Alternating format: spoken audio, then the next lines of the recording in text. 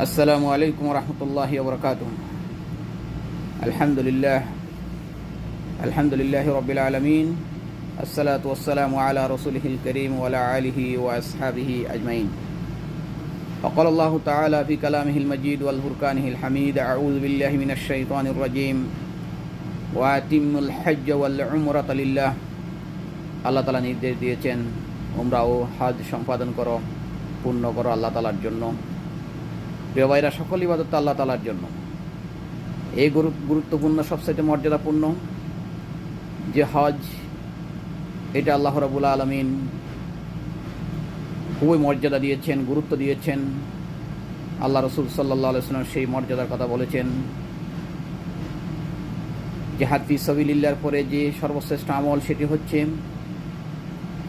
এই হজ। যে হজটি হচ্ছে মাকবুল হজ।